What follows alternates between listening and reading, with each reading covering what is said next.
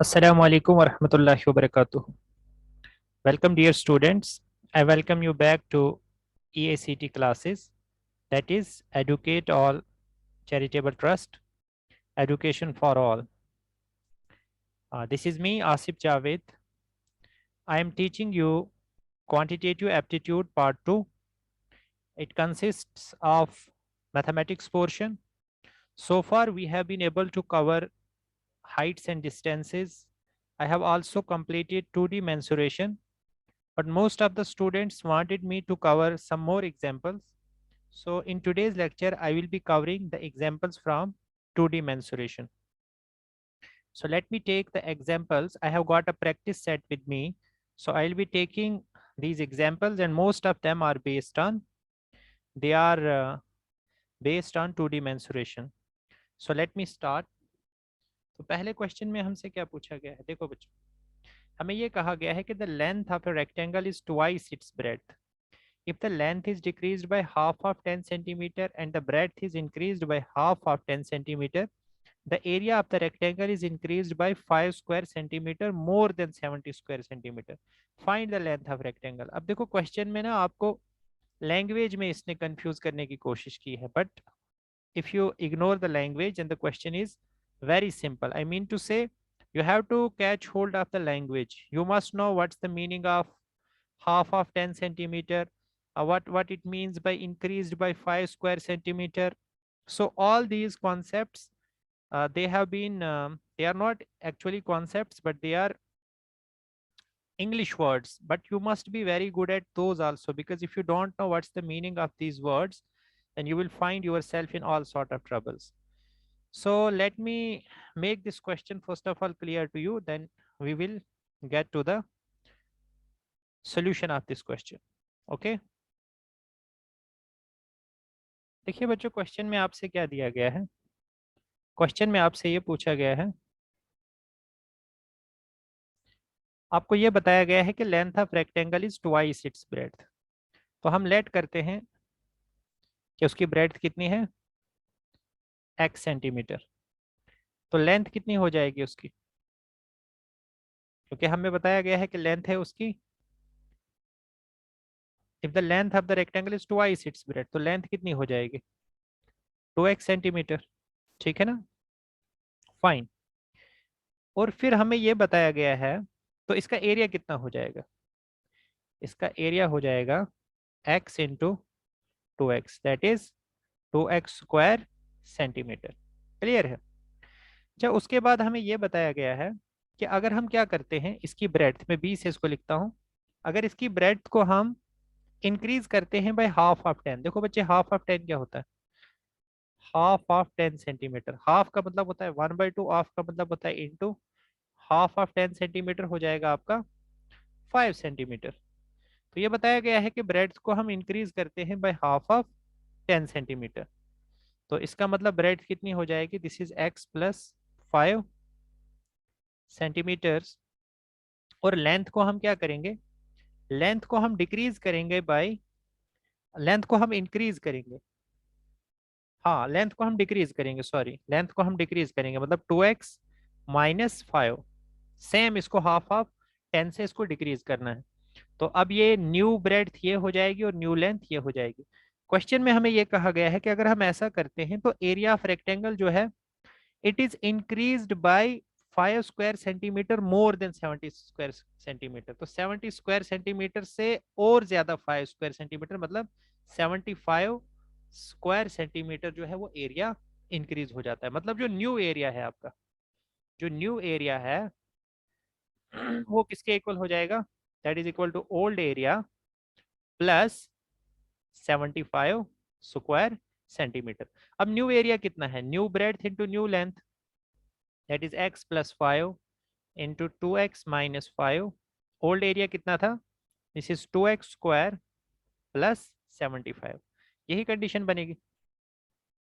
Okay.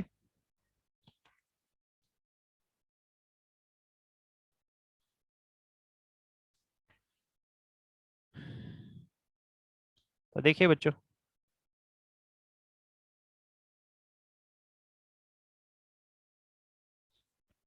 अब condition क्या बनी, इसको सॉल्व कीजिए, x इंटू एक्स हो जाएगा 2x², x इंटू -5 हो जाएगा -5x, 5 इंटू 2x हो जाएगा 10x, -25 is equal to 2x² plus 75। अब 2x² और 2x² कैंसिल हो जाएगा, 10x माइनस 5x 5x हो जाएगा, 5x minus 25 is equal to 75। तो 5x कितना हो जाएगा, this is 75 plus 25, so 5x हो जाएगा बच्चे आपका 100, x कितना हो जाएगा 100/5, so that is equal to 20, x हो गया 20। लेकिन हमारी हमसे क्या पूछा गया है, लेंथ ऑफ रेक्टेंगल, तो लेंथ कितनी हो जाएगी, लेंथ हो जाएगी आपकी 2x। तो x क्योंकि 20 आया तो लेंथ कितनी हो जाएगी 2 into 20 that is equal to 40 centimetres. तो देखते हैं 40 सेंटीमीटर्स आंसर है। तो यहाँ पे आप देख सकते हैं यह है आपका answer, b part 40 centimetres. Clear है। चलिए क्वेश्चन नंबर 2 को पढ़ते हैं। The integral base of an isosceles triangle can be, the integral base of an isosceles triangle can be कौन सी होगी, whose area is 60 centimeter square and the length of one of the equal sides is 13 centimeter। देखो हमें given क्या दिया गया,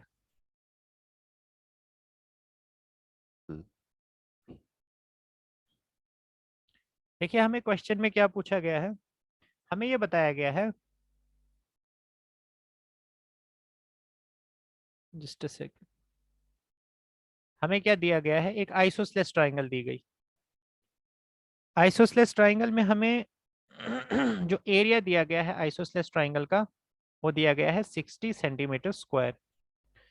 उसके अलावा इसकी लेंथ दी गई है इक्वल साइड की, मतलब ये इक्वल साइड्स अगर हैं ए और ए, ये आपकी बेस है, तो लेंथ ऑफ इक्वल साइड कितनी दी गई है a, that is given to be 13 centimetre. तो हमें बताया गया है कि आप बताइए कि इसकी बेस कितनी होगी। तो इसमें हमारे पास ऑप्शन दिए गए हैं 20 सेंटीमीटर्स, 16 सेंटीमीटर्स, 10 सेंटीमीटर्स, और चौथा ऑप्शन दिया गया है कि डेटा इज इनसफिशिएंट। तो आप वो फार्मूला याद कीजिए कि आपको कोई ऐसा फार्मूला याद है जो मैंने आपको 2D मेंसुरेशन में पढ़ाया है, जिसमें एरिया, देखो बच्चे जब भी आपको कोई भी क्वांटिटी निकालनी है तो आपको देखना है क्या क्या निकालना है। देखो आपको एरिया दिया गया है, ए दिया गया है, आपको बी निकालना है। तो वैसे अगर हम देखें इसका फार्मूला तो आइसोसेलेस ट्राइंगल का एक होता है base into 1/2 into base into altitude, लेकिन हमने वो वाला फार्मूला देखना है जिसमें ये एरिया भी हो, स्मॉल ए भी हो, मतलब इक्वल साइड्स भी हो, और इक्वल साइड का लेंथ भी हो और बेस भी हो। तो ऐसा एक फार्मूला मैंने आपको बताया था, अगर आपको याद हो। वो फार्मूला क्या था आपका, ये था आपका formula, area of isosceles triangle this is equal to b upon 4 into under root 4a² minus b², where b is base और a आपकी इक्वल साइड है। तो अब देखो आपको क्या क्या दिया गया है, एरिया किसके इक्वल दिया है 60, यहाँ पे 60 लिख लीजिए। उसके बाद b कितना दिया है, b दिया है, this is given to be, just a second,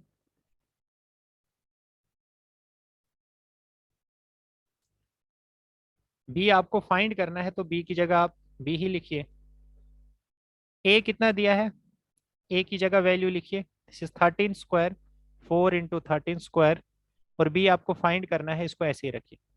अब आप कैसे करेंगे इसको, इसको स्क्वायरिंग कीजिए बोथ साइड। उससे पहले थोड़ा सा इसको सॉल्व करते हैं। 60 is equal to b upon 4 under root 13 13 169, 169 into 4 कितना हो जाएगा, 9 4 जार 36, 3 4 6 जार 24 और 3 27 का 7 2 4 1 जार 4 और 2 6 676, ये हो जाएगा 676 माइनस b²।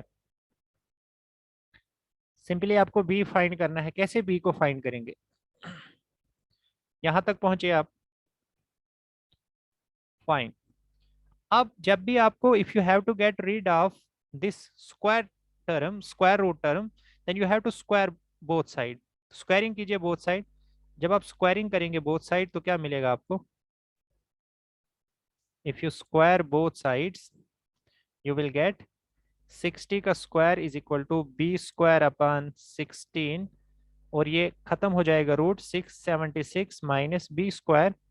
सो ये हो जाएगा बच्चे आपका 3600 upon 1, this is equal to b square upon 16 into 676 minus b square. अब इसको आपको सॉल्व करना है। This is 3600 into 16, b square into 676 कितना हो जाएगा? This is 676 times b square minus b square into b square हो जाएगा बी की पावर 4। अब आप यहां से क्या कीजिए, बी स्क्वायर को कॉमन ले लीजिए, अंदर क्या बचेगा? 676 minus b square is equal to 3600 into 16 कितना हो जाएगा? 36 इंटू 16 देखिए कितना होता है? 36 into 16, this is 216, 36, 6, 7, 576, this is 57600। Is that okay? तो ये आ गया आपका बच्चे 57600। अब यहाँ से आगे क्या करना है आपको? अब इसको सॉल्व करना है आपको एबो इक्वेशन को। अब एबो इक्वेशन को कैसे सॉल्व कर सकते हो? इधर b square is equal to 57600 और 676 minus b square is equal to 57600। अगर बी स्क्वायर इसके इक्वल है तो बी किसके इक्वल हो जाएगा? This is under root 57600। और अगर बी स्क्वायर इसके इक्वल है तो बी स्क्वायर किसके इक्वल हो जाएगा? ये बच्चे हो जाएगा नेगेटिव, क्योंकि 676 माइनस 57600। बट ये नहीं हो सकता, क्योंकि जब भी आप किसी भी चीज का स्क्वायर लेते हो तो वो हमेशा पॉजिटिव होता है, बट यहाँ पे ये नेगेटिव आ रहा है, तो ये वाला तो कैंसिल हो जाएगा। इसका मतलब एक ही कंडीशन सेटिस्फाई होगी, that is b is equal to under root 57600। तो देखते हैं 57600 कितना होता है। जब उसको हम सॉल्व कर लेंगे तो वही हमारा आंसर हो जाएगा।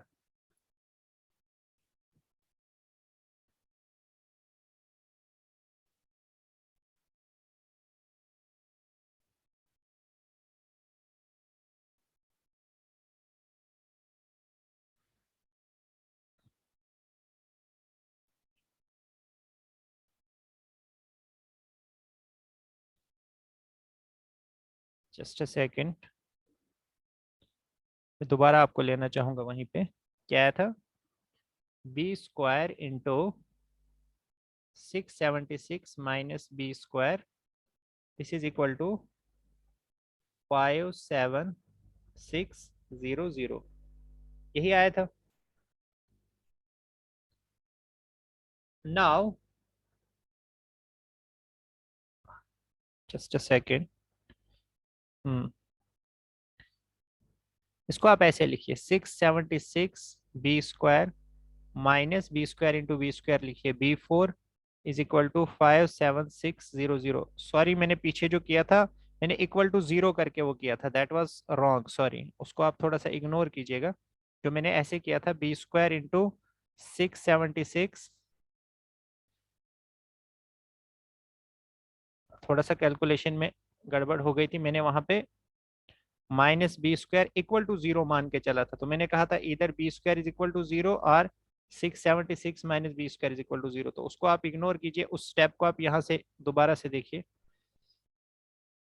सो ये हो जाएगा आपका 676 b square minus b 4 is equal to this, तो ये किसके इक्वल होगा?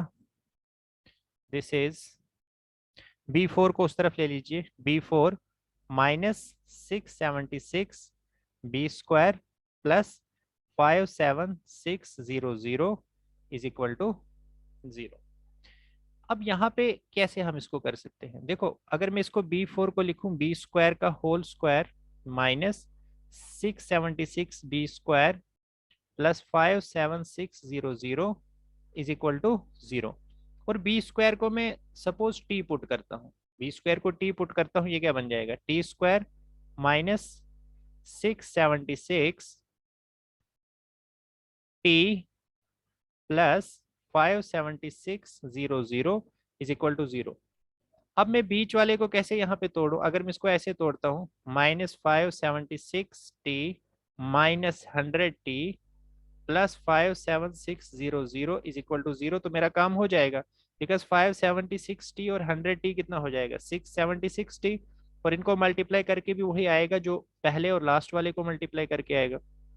दैट मीन्स अब t को कॉमन ले लीजिए, t को कॉमन लेते ही आएगा t -576, और वहां से हम क्या लेते हैं, -100 कॉमन लेते हैं, अंदर क्या आएगा, t -576 इज इक्वल टू 0। तो हमारे पास फैक्टर्स क्या बने? सो फैक्टर्स बनेंगे t -100 into t -576 is equal to 0। इसका मतलब इधर t इज इक्वल टू 100 और t इज इक्वल टू 576। यही दो कंडीशंस मिलेंगी हमें। इसका मतलब होगा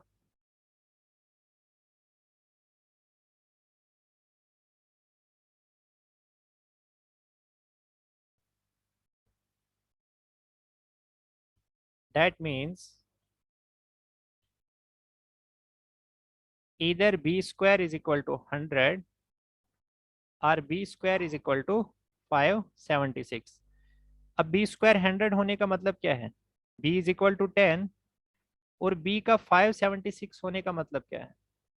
576 किसका होता है? आई थिंक 24 का होता है। मिस सी,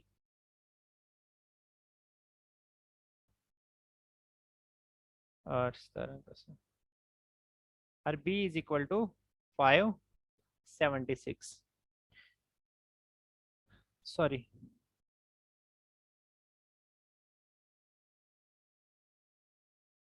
और b is equal to 24। दो हमारे पास यहाँ पे कंडीशंस आ रही, या तो b क्या होगा 10 या b क्या होगा 24। अब हमें क्वेश्चन क्या दिया गया था? क्वेश्चन हमें ये दिया गया था, एक साइड इसकी 13 है, दूसरी साइड भी इसकी 13 है, और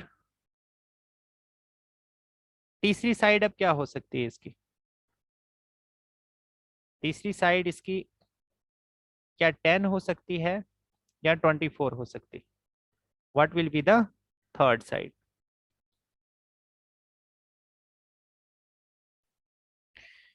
तो हमारे पास दो यहाँ पे आ रहे हैं, बी या तो क्या हो सकता है 10 सेंटीमीटर हो सकता है, या बी हमारे पास 25 सेंटीमीटर हो सकता है। यानी ये दोनों पॉसिबल है। लेकिन अगर हम ऑप्शंस को देखें, if you see the options,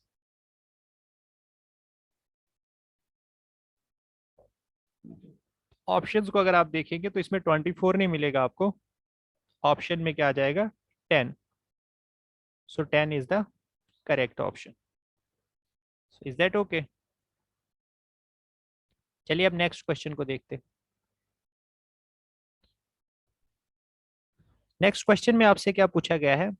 area of circle is equal to area of the rectangle having perimeter of 50 centimetre and length is more than its breadth by 3 centimeter. What is the diameter of the circle? Area of circle किसके equal दिया गया है? Area of rectangle के। चलिए इसको देखते हैं। Area of circle, area of circle is equal to area of rectangle. This is given to us.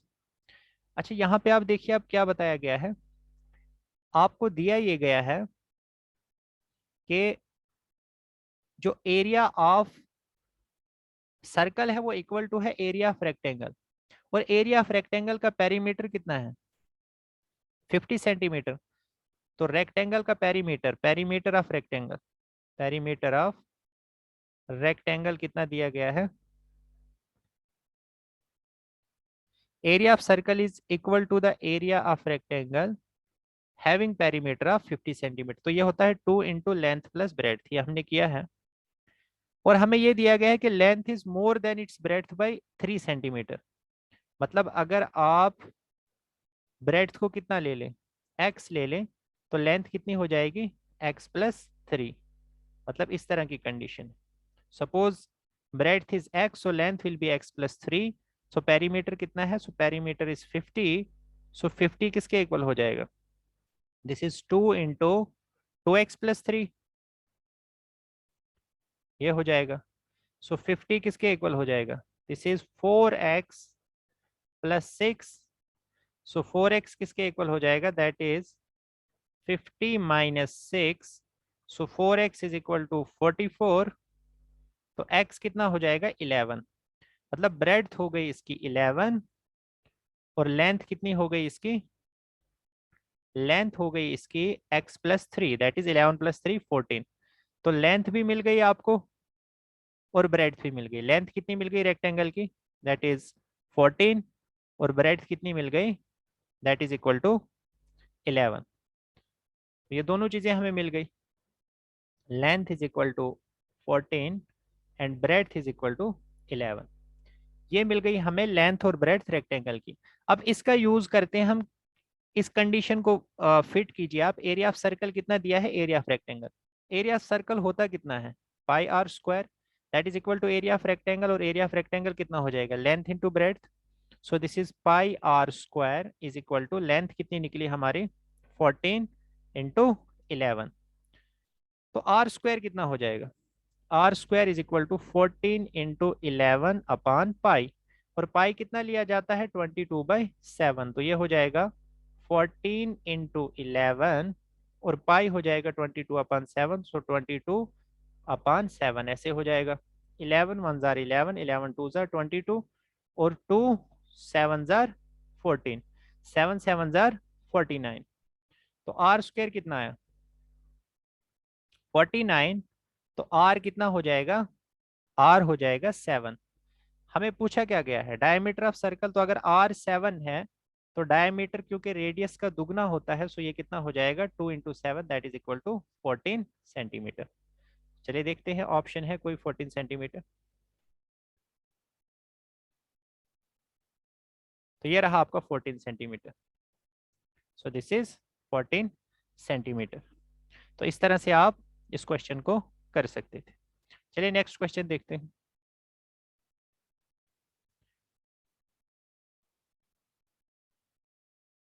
The area of rectangle is 4 times the area of square. चलिए देखते हैं। और the length of rectangle is 90 centimetre and the breadth of rectangle is 2/3 of side of square. What is the side of square, क्या दिया गया है हमें, देखिए the area of rectangle is 4 times the area of square. हमें ये एक square दिया गया है, हमें नहीं पता है कि साइड ऑफ स्क्वायर क्या है, लेकिन हमें पता है कि स्क्वायर की हर साइड जो है वो इक्वल होती है। अगर ये इक्वल होती है तो हाँ, एरिया ऑफ स्क्वायर कितना हो जाएगा, एरिया ऑफ स्क्वायर हो जाएगा a², दैट इज साइड का स्क्वायर। और हमें बताया गया है कि area of rectangle is 4 times the area of square, मतलब length into breadth.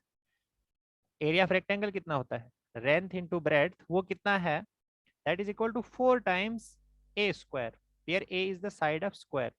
Length of rectangle दी गई है 90 सेंटीमीटर और ब्रेड्थ दी गई है 2/3 ऑफ साइड ऑफ स्क्वायर, मतलब 2/3 इंटू a। तो ये एरिया किसके इक्वल है, 4a² के इक्वल। अब ये स्क्वायर और a क्या हो जाएगा, कैंसल हो जाएगा।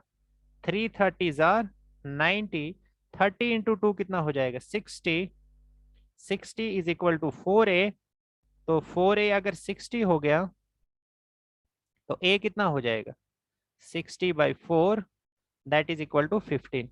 तो यहां से हमें साइड ऑफ स्क्वायर a मिल गई, that is equal to 15 centimetres. तो आंसर क्या आ जाएगा, दिस इज 15 सेंटीमीटर, सिंपल। चलिए नेक्स्ट देखते हैं। A ladder is resting with one end in contact with the top of wall। देखिए एक टॉप ऑफ एक दीवार है जिसकी हाइट कितनी है, 60 मीटर्स। इसकी हाइट है आपकी 60 मीटर्स और इसके ऊपर a ladder is resting with one end in contact with the top of the wall। ये ऐसे एक सीढ़ी है जिसका एक एंड जो है वो टॉप ऑफ वॉल के साथ जो है वो कांटेक्ट में है, और वो at a distance of 11 metre from the wall. इसका डिस्टेंस वॉल से कितना है? 11 मीटर। सिचुएशन समझ आ रही है आपको कि 90 डिग्री बने, क्योंकि वॉल हमेशा क्या होती है? अपराइट होती है। आपको ये पूछा गया है कि बताइए लेंथ ऑफ लैडर कितनी होगी। तो लेंथ ऑफ लैडर आप कैसे फाइंड करेंगे? अब यहाँ पे ये नहीं सोचना कि हाइट एंड डिस्टेंस का क्वेश्चन है, यहाँ उस केस पे फिर आपको एंगल ऑफ एलिवेशन भी दिया होना चाहिए था। तो यहाँ पे वो क्वेश्चन नहीं, यहाँ पे राइट ट्राइंगल पे आपको क्वेश्चन पूछा गया है। सो यहाँ पे राइट ट्राइंगल पे आपको क्वेश्चन पूछा गया है पाइथागोरस थ्योरम पे। तो लगाइए पाइथागोरस थ्योरम। सिंपल, जो हाइपोटेन्यूज का स्क्वायर होगा दैट इज इक्वल टू 60 का स्क्वायर प्लस 11 का स्क्वायर।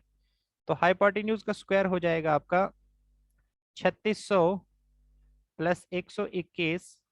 सो हाइपोटेन्यूज हो जाएगा, शाबाश, ये हो जाएगा 3621, right. 3600 plus 121, sorry this is 127, 3721।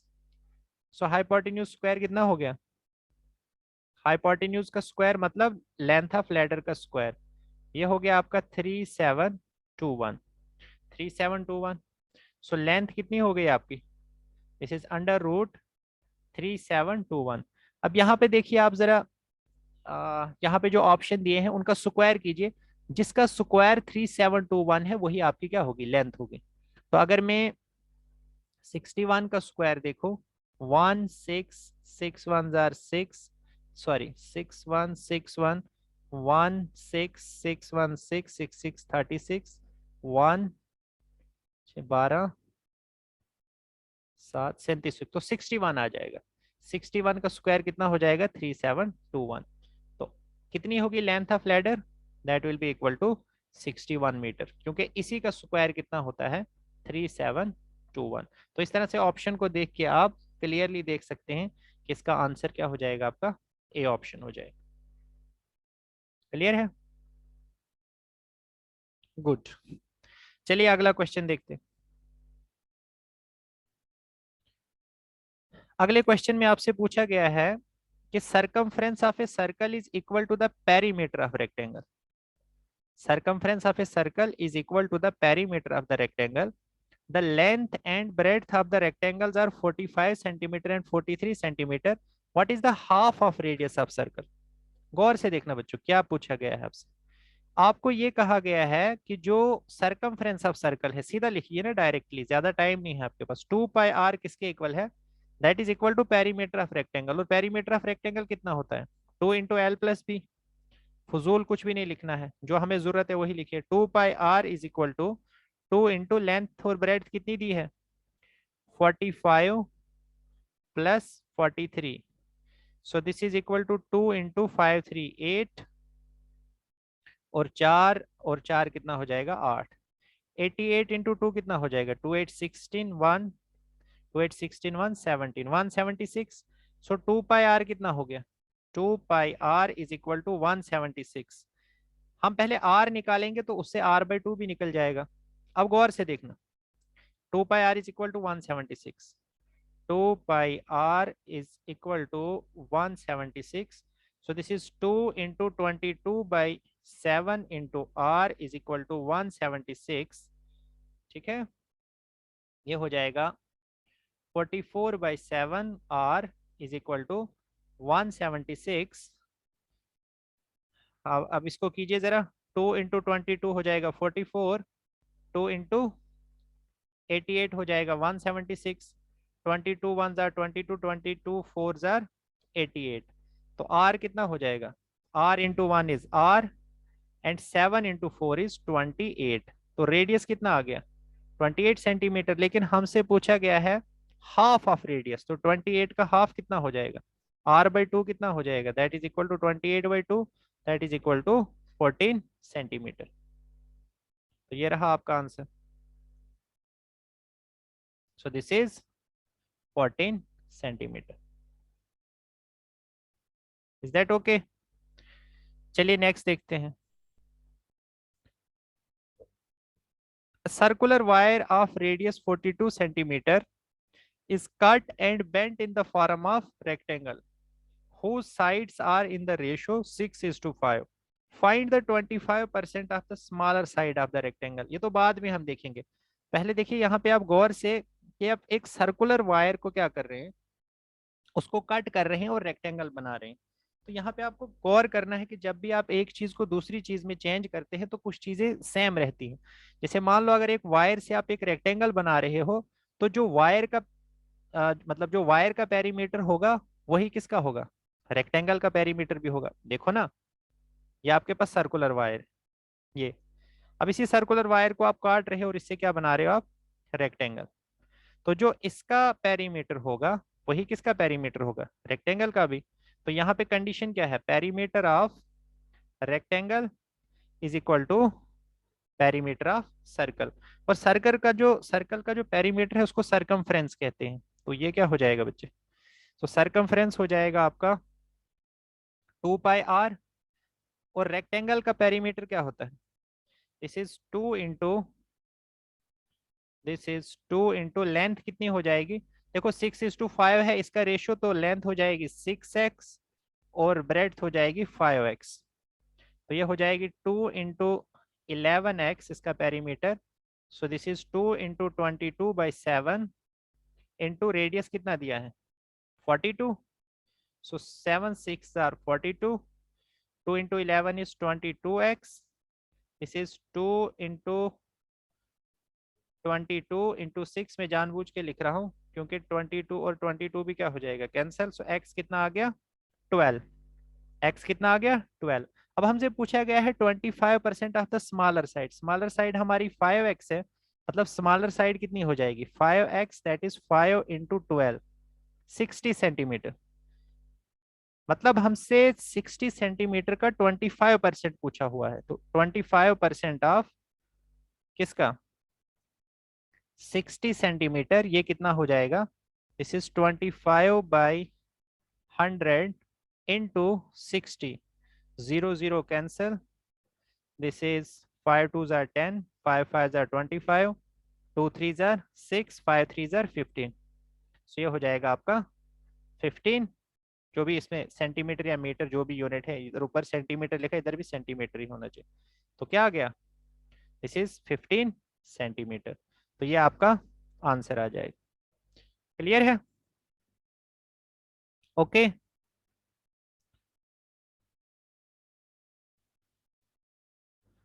Fine. और मैं थोड़ा सा एक क्वेश्चन देखिए, ये क्वेश्चन बड़ा ही अच्छा क्वेश्चन है, this is a typical question. Square park has side 50 metre, at each corner of park there is a flower bed in the form of quadrant of radius 7 meter. Find the area of remaining part of the park। देखो ये एक square park है और square park के corner पे ना quadrant पे क्या है, फ्लावर बेड के लिए क्वाड्रेंट है सर्कल का जिसका रेडियस कितना है 7 metres, 7 metres, 7 metres, 7 metre, 7 metre. अब गौर करने की बात यह है कि क्वाड्रेंट जो होता है वो सर्कल का चौथा पार्ट होता है। मतलब ये क्वाड्रेंट है, this is one quadrant, this is second, this is third, this is fourth. चारों क्वाड्रेंट को मिलाएंगे तो एक सर्कल बनेगा। और यहाँ पे भी क्या है, ये 4 क्वाड्रेंट है, 1 2 3 4, इनको अगर हम जोड़ेंगे एक सर्कल बनेगा ऑफ रेडियस 7 सेंटीमीटर। ये एक, ये दूसरा, ये तीसरा, ये चौथा, तीनों तीनों जो है they are part of a circle of radius 7 centimetres. तो इन सब का एरिया कितना हो जाएगा मिला के, इनका एरिया हो जाएगा πr², ये हो जाएगा 22/7 इंटू आर कितना है 7 × 7। सो 7 7 gets cancelled, 7 2s are 14, 1 7 2s are 14 15, 154 हो जाएगा इन सब का एरिया, इन सब का एरिया मिला के। और इसका कितना है, पार्क का एरिया कितना है, दैट इज 50²। 50² कितना हो जाएगा 2500 मीटर स्क्वायर। तो हमें इस वाले पोर्शन का एरिया पूछा है, किस वाले पोर्शन का, इस वाले पोर्शन का area, remaining part of park जो फ्लावर बेड को छोड़ के। तो 2500 में से 154 को माइनस कर दीजिए, 154 को 10 में से 4 गया 6, 9 में से 5 गया 4, यहाँ पे आपका 4 में से 1 गया 3, सो 2 3 4 6, So 2346 meters. This is the correct answer. Clear है? अब ये देखिए, ये भी कॉन्सेप्चुअल क्वेश्चन है। बोला the length of the rope by which A buffalo must be, the length of the rope by which a buffalo must be tethered so that she may be able to graze a grassy area of 246। Basically देखो, जब आप किसी भी, मान लो किसी दरख्त के साथ एक भैंस को बांध देते हो, उसकी रस्सी जितनी भी लंबी आप रखना चाहते हो उसकी लेंथ बोल रहा है। अब वो ग्रेज कितना कर सकती है, वो जिस फील्ड में ग्रेज कर सकती है मैक्सिमम वो जितना जाएगी, तो एक सर्कुलर फील्ड में ग्रेज करेगी, क्योंकि मैक्सिमम वो जब जाएगी तो इस तरह से मूव करेगी कि वो सर्कुलर फील्ड में क्या करेगी, ग्रेज करेगी। और उस सर्कुलर फील्ड का एरिया कितना दिया है, 2464। बट वो सर्कुलर फील्ड का एरिया है कितना एक्चुअल में, pi r square. That means condition क्या बनी, pi r square is equal to 2464। अब हमें बेसिकली उसका रेडियस निकालना है। जितना उसका रेडियस होगा सर्कुलर फील्ड का, उतनी ही उसकी लेंथ होगी रोप की, क्योंकि उतना ही वो मैक्सिमम दूर जा सकती है उस दरख्त से जहां पे हमने उसको बांध के रखा है। दैट मीन्स उस लेंथ ऑफ रोप जो है, that is basically the length of, that is basically the radius of that circular field. तो ये 22/7 इंटू आर स्क्वायर, ये आर हमें फाइंड करना है 2464। अब देखिए, दिस इज 11 से करेंगे इसको, 1 2 3 2। अच्छा, उसके बाद हम किससे कर सकते हैं इसको, ये हो जाएगा r square is equal to 1232 into 7 upon क्या हो जाएगा 11। 11 से देखते हैं इसको फिर से, 11 1 जार 11, ये आ गया 1, 11 1 जार 11, 2 11 2 जार 22, तो हो गया 112 आ गया। 112 इंटू 7 कितना हो जाएगा, 112 इंटू 7, दिस इज 7 2 जार 14 का 1, 7 1 जार 8, 7 1 जार 7, 784। सो आर स्क्वायर कितना हो गया, that is equal to 784।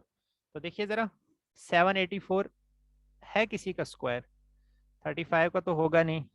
27 into 27 देखिए, 784, 4 किस में आ सकता है, 28 में आ सकता है। 28 इंटू 28, 8 8 जार 64 का 4, 6 8 2 जार 16 और 6 22, और 28 इंटू 2 हो जाएगा 56, 4 6 टू 8 और 5 टू 7, 784। सो ये 28 मीटर के इसी का स्क्वायर कितना होता है, ओके आर का स्क्वायर 784 था, तो किसका स्क्वायर 784 है, 28 का स्क्वायर। तो लेंथ ऑफ रोप जो है जिससे हम उसे बांध के रखेंगे वो कितनी होनी चाहिए, 78 मीटर्स होनी चाहिए। Is that okay? और भी कुछ क्वेश्चंस है, इनको आप बच्चे ट्राई कीजिएगा। तो इस तरह से आज 2D मेंसुरेशन खत्म होती है। आपके और भी अगर कुछ क्वेश्चंस होंगे तो वो आप मुझे भेज सकते हो, कमेंट सेक्शन में मुझे मेंशन कीजिएगा। I will try to cover them in separate lecture. Thank you so much and have a nice day.